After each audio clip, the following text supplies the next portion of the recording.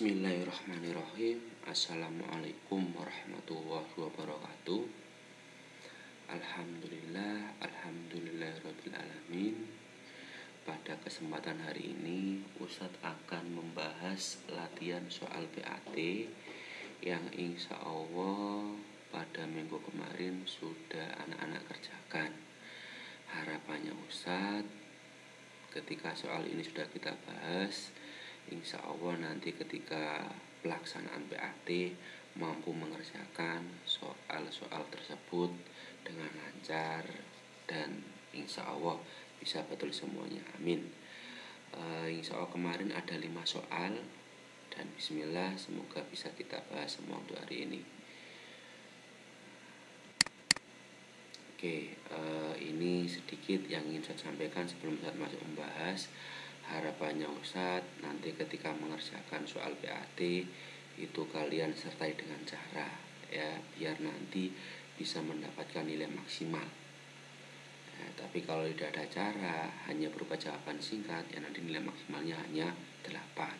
Dan harapannya Ustadz jangan sampai soal tersebut tidak dijawab, karena kalau tidak dijawab nilainya nanti adalah 0. Ustadz langsung bahas ya, masuk soal yang pertama.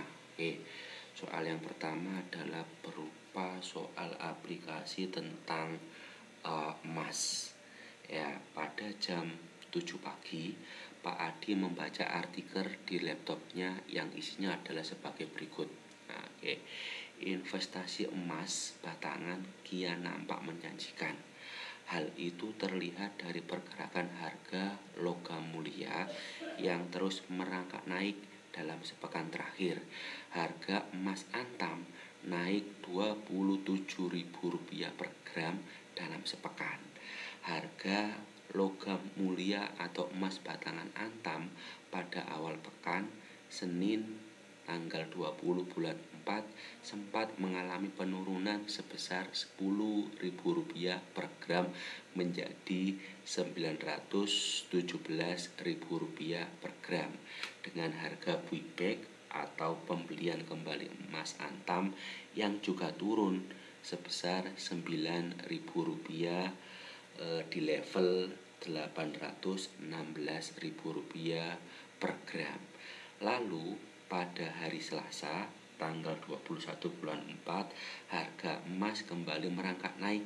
Harga logam mulia hari itu berada di level Rp924.000 per gram. Angka tersebut naik sebesar Rp7.000 dibandingkan kemarin. Memasuki hari berikutnya Rabu tanggal 22 bulan 4 harga emas juga mengalami kenaikan tipis. Harga logam mulia hari itu berada di level Rp928.000 per gram. Angka tersebut naik Rp4.000 dibandingkan kemarin. Selanjutnya pada hari Kamis tanggal 23 bulan 4 harga logam mulia juga naik Rp6.000 dibandingkan kemarin menjadi Rp934.000 per gram. Memasuki hari pertama bulan Ramadan pada hari Jumat tanggal 24 bulan 4 harga emas semakin meroket hingga berada di level Rp944.000 per gram. Harga tersebut naik ceban alias Rp10.000 dibandingkan harga sebelumnya. Sekali 3 uang, harga buyback atau pembelian emas antam hari ini juga naik sebesar Rp10.000 ke level Rp843.000 per gram. Harga buyback ini artinya jika Anda ingin menjual emas, maka antam akan membelinya dengan harga tersebut. Harga emas batangan tersebut sudah termasuk PPh 22 sebesar 0,9%. Bila ingin mendapatkan potongan pajak lebih rendah, yaitu sebesar 0,45%, maka wajib membawa NPWP saat transaksi. Pak Adi adalah seorang pengusaha warung di Surabaya. Ini soalnya ini ya.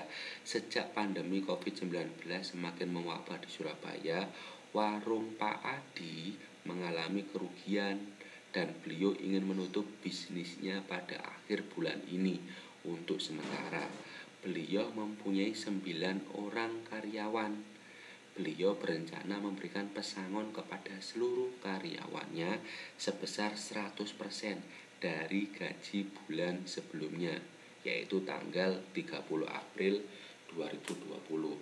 Pesangon akan diambilkan dari tabungan emas yang dimilikinya. Pak Adi berencana menjual 100 keping emas batangan seberat 1 gram pada Selasa 28 April 2020. Ini artinya satu kepingnya itu beratnya adalah 1 gram. Jika gaji bulanan setiap karyawan adalah 5.500.000 dan kemungkinan situasi pergerakan harga emas pekan depan seperti pekan ini, maka jelaskan analisamu terhadap keputusan Pak Adi menjual emasnya pada hari ini, yaitu Selasa 28 April 2020. Berikan juga saranmu kepada Pak Adi terhadap sisa uang hasil penjualan emasnya setelah pemberian pesangon kepada karyawannya. Apakah ditabung dalam bentuk emas atau mungkin ditabung dalam bentuk tabungan uang berupa uang? Jelaskan pendapatmu. Oke. Dari soal ini, kalau kita membaca soal seperti ini, alangkah baiknya kalau bentuk ini kita sederhanakan ke dalam bentuk tabel.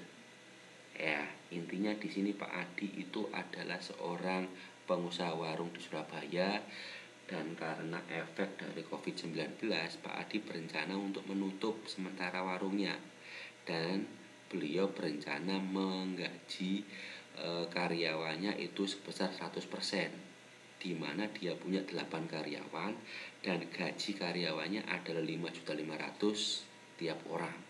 Di sini Pak Adi rencananya akan menjual 100 keping emasnya, di mana setiap kepingnya itu beratnya 1 gram. Berarti Pak Adi punya emas seberat 100 gram. Rencananya akan dijual pada hari Selasa 28 April, mengikuti naik turunnya harga emas yang ada di artikel yang barusan Pak Adi baca. Oke, kalau kita melihat dari artikel ini, kalau Ustadz jabarkan dalam bentuk tabel, itu kurang lebih seperti ini. Pada tanggal 20 April itu harganya adalah 917.000 rupiah per gram. Nah, di sini keterangannya turun. Nah, ini ada keterangannya, ini mengalami penurunan sebesar 10.000 pada harga ini. Buibeknya yaitu juga turun 9.000 pada harga 816. Nah, ini. Kemudian pada tanggal 21 April itu naik 7.000. Naik 7.000 pada tanggal 21. Nah, ini naik 7.000. Berarti di sini harganya menjadi 924. Oke. Kemudian pada tanggal 22 itu naik lagi 4.000. Nah, naik lagi 4.000 pada tanggal 22. Pada tanggal 22 naik 4.000 menjadi 928.000. Nah, dan pada tanggal 23 April itu naik lagi 6.000 menjadi 934. Pada tanggal 23 naik 6.000 menjadi 934.000. Dan pada hari Jumat tanggal 24 April itu naik sebesar 10.000, sehingga pada tanggal 24 harganya adalah 944.000.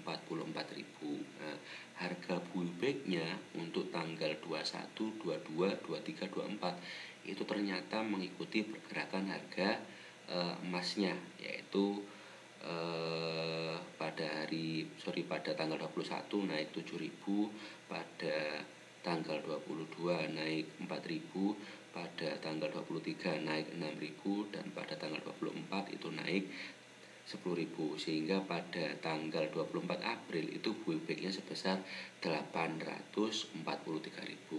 Kemudian yang kedua yang perlu Ustaz beri penjelasan di sini adalah buibek. Nah, buibek di sini adalah harga jual emas, dan ini adalah harga ketika membeli, sedangkan ini adalah harga ketika kita menjualnya.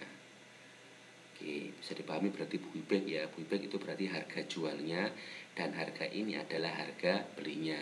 Kemudian di sini ada keterangan PPh 22 sebesar 0,9%. Nah, PPh itu adalah pajak penghasilan. 22 adalah ya pajak penghasilan tentang jual beli. Nah, kalau Ustaz boleh menerangkan singkat, emas di Indonesia itu ada beberapa sih sebetulnya. Ada emas Antam, ada emas UBS juga ada. Kalau emas Antam itu emas yang punya sertifikat yang insya Allah bisa berlaku di luar negeri, karena emas Antam itu diproduksi oleh PT Inalum kalau tidak salah, dan PT Inalum adalah salah satu BUMN. Nah, sedangkan kalau emas UBS itu diproduksi oleh swasta. Tuh ya kalau tidak salah seperti itu. Oke ya, berarti ini ya catatannya Ustaz ya. Buibek adalah harga jual, dan di sini ada keterangannya. Kalau dia punya NPWP maka dia akan mendapat potongan sebesar 0,45%, tapi kalau tidak ada NPWP potongannya adalah 0,9%. Karena tadi di sini ada keterangannya, kemungkinan situasi pergerakan emas pada pekan depan itu adalah sama, sehingga di sini harga naik turunnya itu sama. Naik turunnya sama. Berarti tanggal 27 April di sini turun 10.000, ya berarti ini dikurangi 10.000 menjadi ini. Berarti 934.000. Kemudian tanggal 28 naik 7.000, ya berarti ini tambah 7.000. Tanggal 29 naik 4.000, berarti menjadi 945.000. Tanggal 30 April itu naik 6.000 menjadi 951.000. Dan tanggal 1 Mei itu naik 10.000, harganya menjadi 961. Nah, karena di sini Pak Adi ingin menjual, berarti kita fokusnya ke buibek. Di sini naik turunnya sama dengan minggu sebelumnya. 9.000 turun 9.000, naik 7.000, naik 4.000, naik 6.000, dan naik 10.000. Dan harganya adalah pada tanggal 27 adalah 834.000, tanggal 28 adalah 841.000, tanggal 29 adalah 845.000, tanggal 30 April harganya adalah 851.000, dan tanggal 1 Mei harganya adalah 861.000. Nah, oke. Di sini Pak Adi rencananya akan menjualnya pada hari Selasa, yaitu tanggal 28 April. Berarti yang ini, yang Ustadz beri warna kuning ini. Berarti harga buibeknya adalah 841.000. Nah, karena jumlah yang dimiliki Pak Adi adalah sebesar 100 keping dengan berat 1 kepingnya 1 gram, berarti di sini jumlah uang yang didapat adalah sebesar 841.000 dikalikan sama 100, berarti sebesar 84.100.000. Ini jika Pak Adi tidak mempunyai NPWP. Tapi jika Pak Adi mempunyai NPWP, maka harga uang yang didapatkan adalah sebesar 84.478.450 rupiah. Nah, ini dari mana? Ya dari 841.000 ini kita kalikan dengan besar persentase jika dia punya NPWP. Oke, enak ya. Oke. Kemudian besar uang yang harus dikeluarkan itu adalah sebesar 8 karyawan, dengan satu karyawannya adalah 5.500.000, sehingga besar uang yang harus dikeluarkan adalah 44 juta rupiah. Nah, jadi Kalau Pak Adi tidak punya NPWP, ya berarti yang ini dikurangi sama ini, sehingga 84.100.000 rupiah dikurangi 44 juta rupiah, sehingga sisa uangnya adalah 40.100.000 rupiah.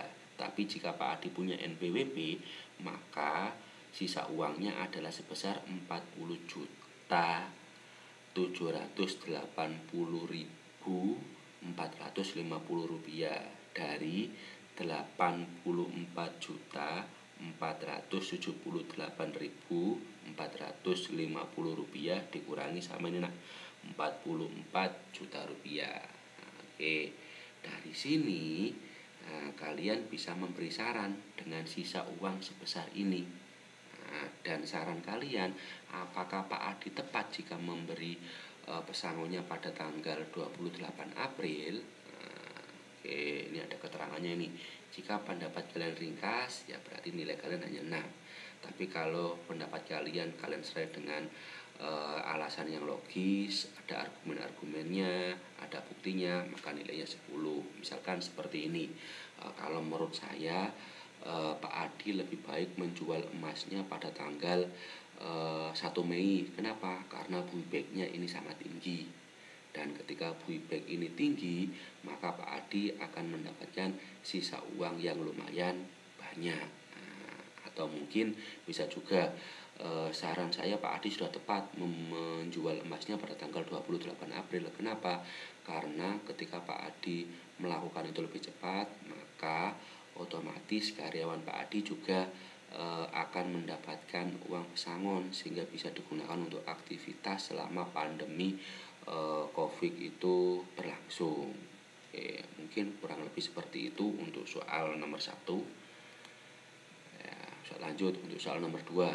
Soal nomor 2 adalah ketika membaca Al-Quran, kita dapat menentukan halaman juz tertentu dengan mengikuti fungsi fx sama dengan dalam kurung 2x kurangi 2 dikali 10 ditambah 2 dengan X sama dengan juz 2, juz 3 hingga juz 30.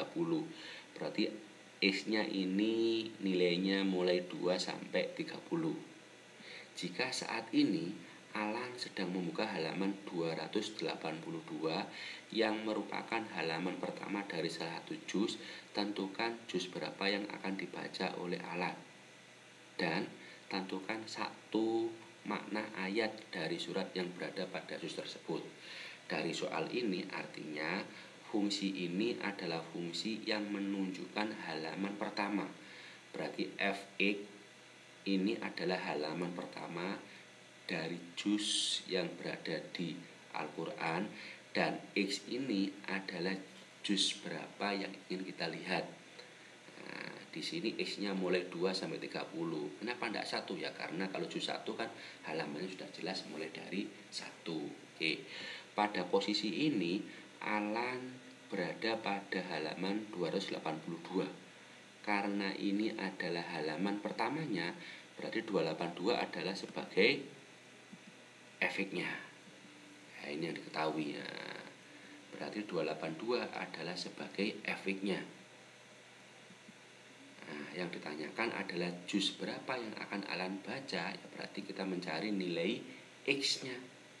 Berarti X ini diganti dengan angka berapa antara 2 sampai 30, itu hasilnya adalah 282. Oke. Berarti kan fx sama dengan dalam kurung 2x kurang 2 kali 10 tambah 2. Efeknya itu nilainya 282. Berarti 282 sama dengan kita kalikan 2x kali 10, berarti kan 20x dikurangi, kita kalikan juga ini 2 kali 10, berarti 20 ditambah 2.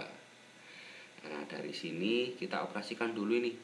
Berarti kan negatif 20 ditambah 2, utangmu 20, kamu bayar 2, berarti utangnya masih 18. Nah, oke. Dari sini kita kelompokkan yang sama-sama tidak ada variabelnya, karena ini adalah negatif 18, kita pindah berarti menjadi positif 18. Berarti 282 ditambah 18 sama dengan 20x. 282 tambah 18 itu 300. Nah, berarti 300 sama dengan 20x. Berarti artinya X sama dengan 300 dibagi 20, X-nya ketemu 15. Berarti artinya halaman pertama dari juz 15 adalah 282. Jadi Alan akan membaca juz 15. Di dalam juz 15 ini ada 2 surat, yaitu surat Al-Isra dan surat Al-Kahfi ya. Dari 2 surat ini kalian pilih salah satu ayat yang akan kalian sampaikan intisarinya atau manhanya pada soal nomor 2 ini. Oke, untuk soal nomor 2 kurang lebih seperti itu. Semoga bisa dipahami. Lanjut untuk soal nomor 3. Perhatikan gambar berikut ini. Nah, gambarnya ini seperti orang sedang menjahit ini ya. Saat musim pandemi ini, pemerintah mewajibkan seluruh orang menggunakan masker jika keluar rumah.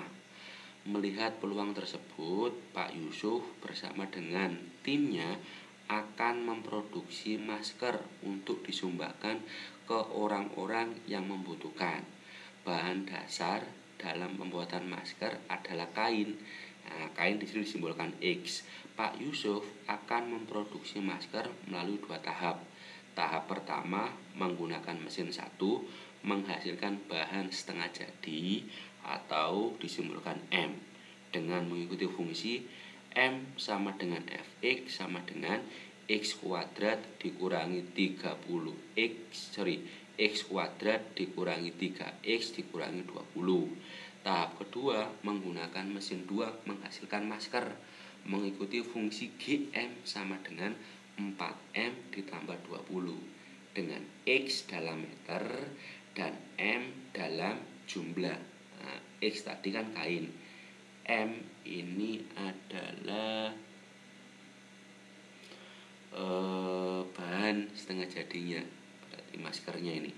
Jika bahan dasar kain yang tersedia sebanyak 400 meter, tentukan banyak masker yang dapat dihasilkan Pak Yusuf. Oke, kalau soal seperti ini alangkah mudahnya kita sederhanakan ke dalam bentuk ilustrasi atau permisalan. Nah, berarti di sini kan ada kain diolah mesin 1 menghasilkan barang setengah jadi. Barang setengah jadi diolah mesin 2 menghasilkan barang jadi. Nah, X-nya di sini ada 400. Berarti 400 masukkan ke fungsi ini nak. Fx sama dengan X kuadrat min 3X min 20. Berarti ya nilai X-nya kita ganti 400. Berarti 400 kuadrat kurangi 3 kali 400 kurangi 20. 400 kuadrat itu sama dengan 160.000 dikurangi 4 kali 300 1200 kurangi 20, sehingga barang setengah jadinya itu sebanyak 158.780. Nah, ini diolah di mesin 2. Ya, berarti tinggal kita substitusikan M-nya kita ganti sebesar ini, sehingga tinggal 4 dikali 158.780 ditambah 20, sehingga hasilnya adalah 635.120 ditambah 20. Nah, sehingga didapatkan hasil 635.140. Jadi banyak masker yang dihasilkan adalah sebanyak 635.140 buah. Ini kalau kita pakai cara ilustrasi. Nah, karena di sini ada 2 fungsi, berarti kita juga bisa pakai cara komposisi fungsi. Nah, atau bisa juga menggunakan konsep komposisi fungsi. Artinya karena didapatkan ilustrasi bahwa fungsi F dilanjutkan fungsi G. Nah, artinya ini tahap 1 kan masuk ke F, tahap 2 masuk ke G. Berarti artinya fungsi F dilanjutkan ke fungsi G, atau bisa kita tulis G bundaran Fx. Karena bahan dasarnya yang tersedia sebanyak 400, berarti bisa kita cari nilai dari G bundaran F 400. Nah, G bundaran F 400 artinya G dalam kurung F 400. Berarti ya 400 dimasukkan ke fungsi F. Fungsi F-nya kan ini, X-nya ganti 400. Nah, sehingga didapatkan hasil ini G dalam kurung 158.780. Nah, kan sama dengan ini. Dimasukkan ke fungsi G. Nah, sehingga G bundaran F400 itu sama dengan 635.140. Nah, sehingga kan sama hasilnya. Berarti kalau soal seperti ini boleh pakai ilustrasi, boleh pakai komposisi. Misal soal nomor 3 kurang lebih seperti itu. Oke, untuk soal nomor 4, diketahui nilai X sama dengan sin 150 derajat ditambah tan 225 derajat ditambah cos 420 derajat, dan nilai tan dalam kurung Y dikurangi 40 dalam kurung derajat sama dengan sin kuadrat 120 derajat ditambah cos kuadrat 120 derajat dengan ketentuan dalam kurung Y kurangi 40 derajat di kuadran 3. Berarti artinya nilai Y-nya ini berada di kuadran 3. Tentukan nilai X dan Y. Kemudian bacalah Al-Quran surat ke X dan ayat ke Y. Buatlah intisari dari surat yang kalian baca tersebut. Kemudian buatlah target yang akan kamu laksanakan pada bulan Ramadan berdasarkan intisari ayat tersebut. Nah, oke. Berarti tahap pertama yang kita lakukan harus mencari nilai X sama Y-nya. Oke. Nah, ini X-nya ketemu 2. Oke, 2 dari mana? Saya jelaskan. Oke. Untuk mencari X berarti kita harus menguraikan nilai dari sin 150, tan 225 dan cos 420 derajat. Nah, oke, ini Ustaz sudah jabarkan ini. Karena 150 berada di kuadran 2 sebab berada di antara 90 sampai 150, sehingga acuan kita pakai 180 min alfa. Nah, artinya 180 dikurangi berapa hasilnya? 150. Nah, ya ketemu 180 kurangi 30. Berarti nilai sin 150 itu sama dengan sin 30. Kenapa kok dia positif? Karena kuadran 2 sinnya positif, sehingga di sini bernilai positif. Oke, bisa dipahami ya. Sin 30 ya kita lihat tabel, sin 30 ya hasilnya setengah. Oke ya, harapannya Ustadz ini nanti bisa dihafalkan ini. Oke, sekarang lanjut untuk 225. 225 berada di kuadran 3 karena antara 180 sampai 270.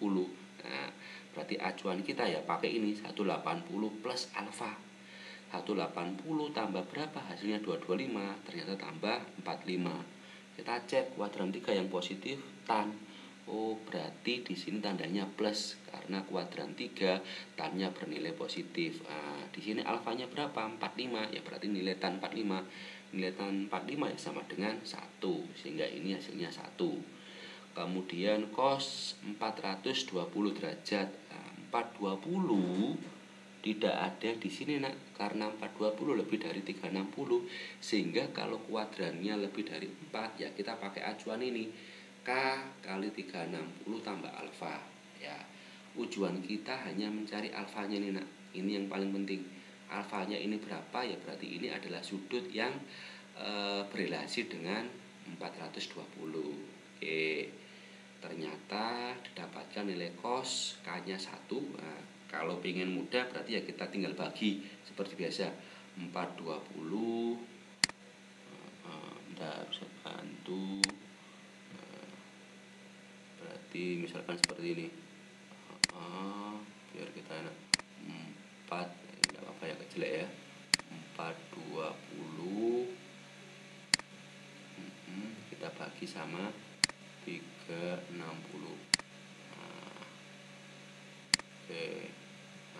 Oke. Berarti 360 kali berapa mendekati 420 ya? Kita kalikan 1. Nah, berarti ini kita kurangi 360. Oke. Kita kurangi, sisanya didapatkan 0. Nah, berarti berarti ini kan 2 kurangi 6 enggak bisa, ini menjadi 3, ini 12, berarti ini 60. Oke, 60 bagi 3, 60 apakah bisa? Enggak bisa. Kalau enggak bisa berarti selesai. Nah, sisanya ini adalah sebagai alfanya. Sisanya ini sebagai alfa. Dan 1 ini adalah sebagai nilai K-nya. Oke, ini sebagai K-nya. Berarti hasil baginya ini K, sisanya adalah alfanya. Berarti cos 420 itu senilai dengan, nah ini berapa? 60. Cos 60.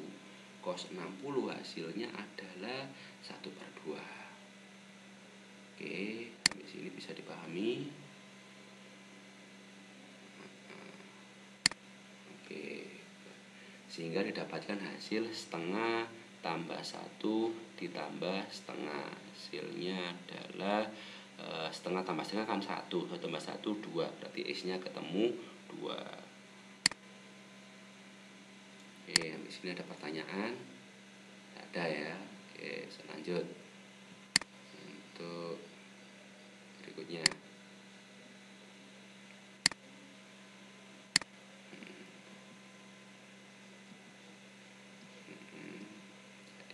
Oke, untuk berikutnya yaitu kita mencari nilai Y-nya. Kita dapatkan dari persamaan ini, bahwa tan dalam kurung Y dikurangi 40 derajat itu sama dengan sin kuadrat 120 derajat ditambah cos kuadrat 120 derajat. Artinya ini sin 120 itu berapa, kemudian dikuadratkan. Cos 120 berapa, kemudian dikuadratkan. Oke, kita jabarkan dulu. Nah, 120 ini kan sama-sama 120. Nah, ini berarti enak ini. 120 itu di kuadran berapa? Kita cari. Nah, karena 120 antara 90 sampai 180 berarti di kuadran 2. Ya, di kuadran 2. Berarti acuannya 180 min alfa. 180 min berapa? 120 min 60. Nah, berarti sama. Ini juga sin 180 kurangi 60. Ini juga cos 180 kurangi 60. Kuadrat. Nah, karena kuadran 2 yang positif sin, sehingga sama dengan sin 60 derajat. Sehingga cosnya, ini Ustaz kurang nih. Ini harusnya ada minnya ini. Harusnya ada min cos 60 derajat. Nah, tapi karena di sini kuadrat, hasilnya nanti tetap positif. Oke, kita lihat sin 60 derajat. Sin 60 nilainya adalah setengah akar 3. Berarti setengah akar 3 kuadrat. Cos 60 hasilnya adalah setengah. Ini harusnya min, ada minnya, ini bisa diurangi, sorry. Oke, karena ini ada minnya. Oke, sehingga dari sini setengah akar 3 kuadrat itu 3/4. Oke, sepatu di sini setengah akar 3. Setengah akar 3 itu artinya setengah kali akar 3. Nah, setengah akar 3 kuadrat. Oke, berarti kan 1 kali akar 3. 1 kali akar 3 kan akar 3. Berarti ini boleh kita tulis akar 3/2. Akar 3/2 kuadrat. Akar 3 pangkat 2 berarti kan akar 9. Akar 9 itu berapa? 3. Berarti sama dengan 3 per, ini juga 2 kuadrat berapa? 2 pangkat 2 hasilnya 4, sama dengan 3/4. Oke, berarti dari sini dapat kita simpulkan, oh berarti setengah akar 2 ini juga bisa kita tulis akar 2/2. Sepertiga akar 3 bisa kita tulis akar 3/3. Oke, nah ini negatif setengah kuadrat. Ya, berarti kan negatif setengah kali negatif setengah, berarti hasilnya adalah 1/4. Dari sini berarti kita dapatkan bentuk pecahan. Karena penyebutnya sama-sama 4, berarti bisa langsung kita kerjakan. Jika kita jumlah yang atas, berarti ini itu menjadi 3 tambah 1 kan 4. 4/4. hasilnya adalah 1. Nah, dari sini kita fokus ke sini. Nah, oke, ada keterangannya ini. Y min 40 derajat di kuadran 3. Berarti kita harus mencari kuadran 3 yang nilai tannya itu adalah plus 1. Nah, karena kuadran 3 yang positif tan, nah, berarti tannya nanti tetap positif.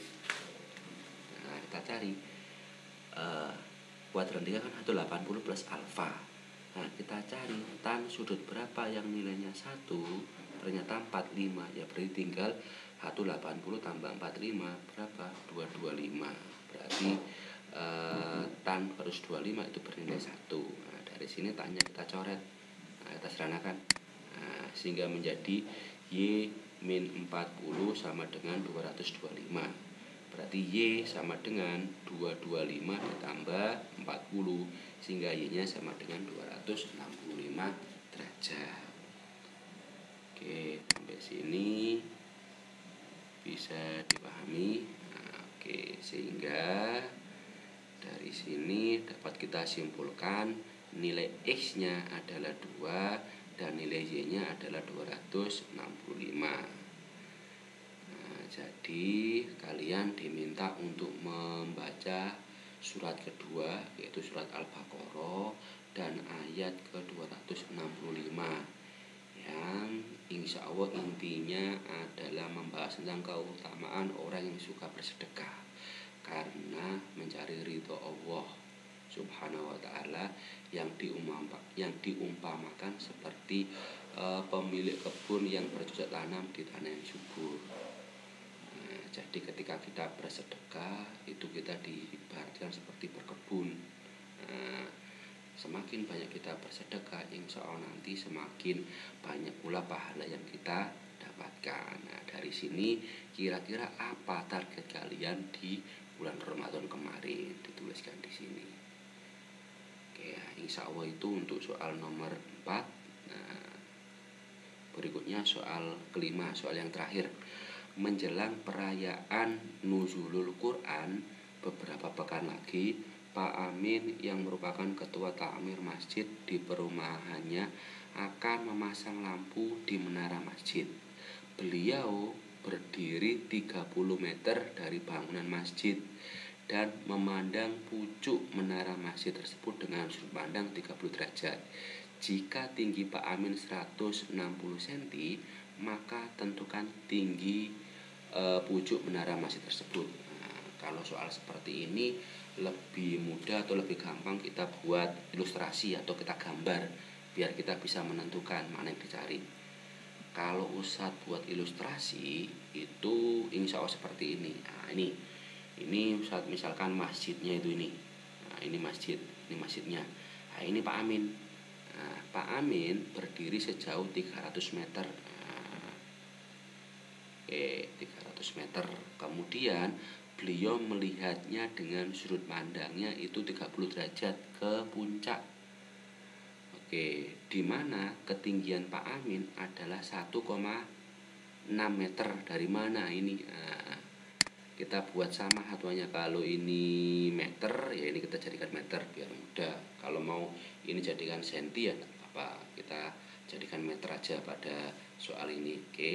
Kalau tingginya Pak Amin 1,6 meter, berarti tinggi ini ke sini itu juga 1,6 meter. Berarti kita harus mencari P ini berapa untuk menentukan ini berarti untuk menentukan tinggi pucuk menaranya. Berarti tinggi pucuk menaranya yaitu P ditambah 1,6 meter. 1,6 kan tingginya Pak Amin ini. Ini berarti tinggi pucuk menaranya. Berarti di sini yang harus kita cari adalah nilai dari P.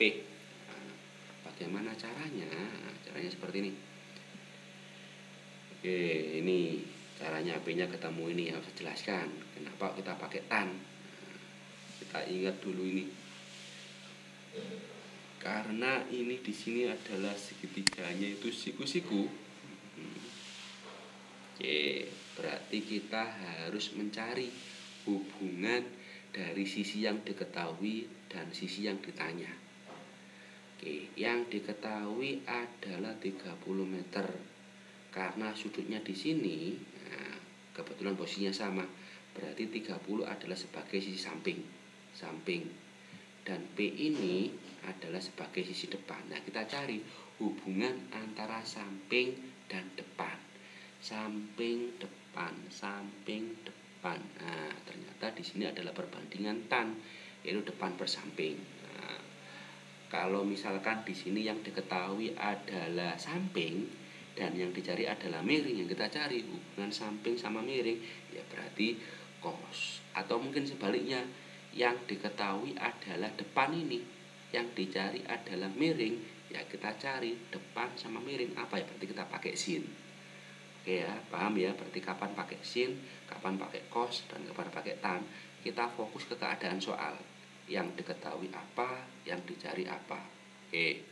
Karena yang diketahui samping, yang dicari adalah depan, ya berarti kita pakai tan. Oke. Tan 30 derajat. Nah, sama dengan akar 3 per 3. Oke, ini tan 30 sepertiga akar 3 seperti tadi Ustaz sudah menjelaskan di soal nomor 2 atau berapa tadi. Sepertiga akar 3 ini artinya sepertiga kali akar 3. Berarti ya 1 kali akar 3 berapa? Ya akar 3. Berarti boleh kita tulis akar 3 per 3. 30 derajat dari mana? Ini sudutnya. 30 derajat adalah sudutnya. Tan itu perbandingan apa? Depan samping. Nah, kenapa kita pakai depan samping? Ya karena kita mencari salah satu sisinya ini. Nah, P sebagai depannya, 30 sebagai sampingnya. Sehingga di sini P-nya adalah tetap P dan sampingnya adalah 30. Dari sini kita kalikan silang. Berarti P sama dengan 30 akar 3 per 3. 30 akar 3 per 3. 30 bagi 3 ketemu 10 akar 3 meter. Berarti panjang P-nya atau tinggi P-nya adalah 10 akar 3 meter. Jadi tinggi puncak menaranya adalah yang tadi P ditambah 1,6 berarti 10 akar 3 ditambah 1,6 meter. Nah, misalkan di situ diketahui nilai akar 3 itu 1,7. Nah, maka tinggi puncak menaranya ya tinggal 10 akar 3 tambah 1,6 lah, akar 3-nya ini dikali 1,7. Karena 10 akar 3 itu artinya adalah 10 kali akar 3. Karena akar 3 1,7 berarti tinggal 10 dikali 1,7. Sehingga dapatkan 17 ditambah 1,6 sehingga tingginya adalah 18,6 meter. Tapi kalau di soalnya tidak diketahui nilai akar 3-nya ya cukup kita sampai sini saja. Tapi kalau di soalnya diketahui akar 3-nya ya bisa dikerjakan sampai sini. Atau mungkin akar 3-nya bisa diganti di sini langsung juga tidak apa-apa. Oke, mungkin itu yang bisa saya bahas. Kurang lebihnya mohon maaf. Semoga bermanfaat. Sekian dari Ustadz. Ustadz akhiri. Wassalamualaikum warahmatullahi wabarakatuh.